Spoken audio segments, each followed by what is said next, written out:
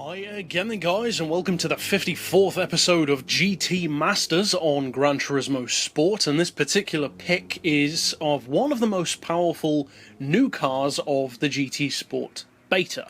Not only is it one of the most powerful cars currently on there, but it's also a very significant new car to the Gran Turismo franchise in general. Now this is one of those cars which we only have access to in racing form on the beta, but the road version has already been confirmed, and that vehicle is the Mercedes-AMG GT, and in particular this is the AMG GT3 car. This is a real-world racing machine, not a Polyphony Digital original. And, as I said, it's, at least so far, the most powerful Group 3 car that we've seen. It has 638 horsepower in the garage. Now, of course, when balance of performance is brought into play, it evens it out much more. But it is interesting to see just how much more powerful than anything else it is. In fact, pretty much the nearest thing is the BMW M6, which also has over 600, but even then, it's not really that close. There's still around a 30 horsepower difference between the two. And the great thing about this car is it's not really that heavy either, at 1285 kilos. Now the horsepower per tonne is the highest of any Gran Turismo Sport race car that we've featured so far. It's just under 500, 496 to be exact, and even the torque is seriously high. Not quite as high as the BMW M6, but still, just under 550 foot-pounds certainly isn't lacking. And even the engine on this car is huge. It's a 6.2 litre, which again is among the largest in the class, and so you'd expect, given that it's kind of the Viper in terms of numbers of the beta, that it may act in a similar way. The Dodge Viper or SRT Viper race cars, which always have big numbers on Gran Turismo, do tend to be very strong choices on tracks which allow them to use all of that huge power and torque. And that's pretty much been the case on every Gran Turismo game so far. So is that the case with this car? Because the Mercedes SLS GT3 was a fantastic race car on Gran Turismo 6, one of the best in the game in fact. So does this carry that over?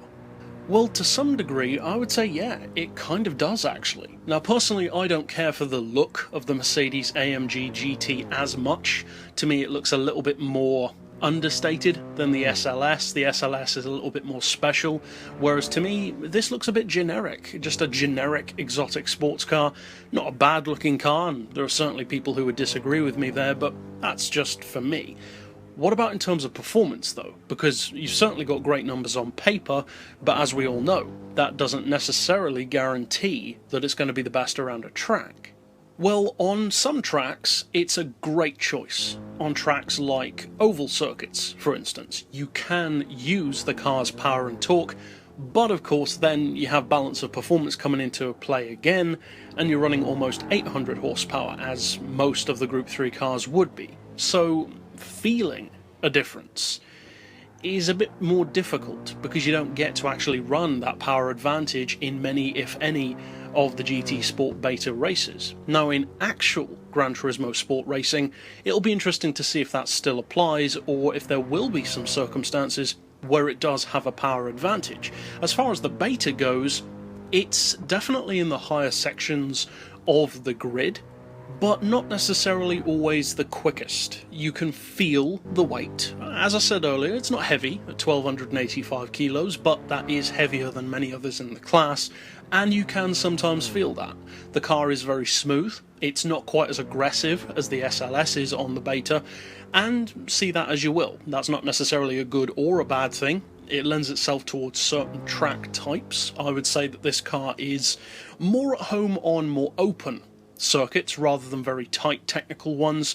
So for instance, if Ascari turns up on Gran Turismo Sport, I would give the SLS the advantage, whereas on a track like, say for instance, the Le Mans, with that power advantage, or even without the power advantage, the handling on this car is more suited to a track like that.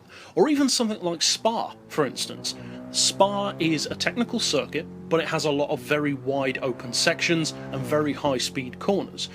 This car would be perfect for a track like that. Whereas for something like, as I said, a Scari, or alternately Laguna Seca, for instance, or some others as well, I would give something like an SLS the edge, and even more so some other cars which are even smaller and lighter again. Now, again, we don't know what the price is, we don't know for any of these cars, and ultimately we'll have to wait and see how it factors in terms of how much of an advantage that power really is.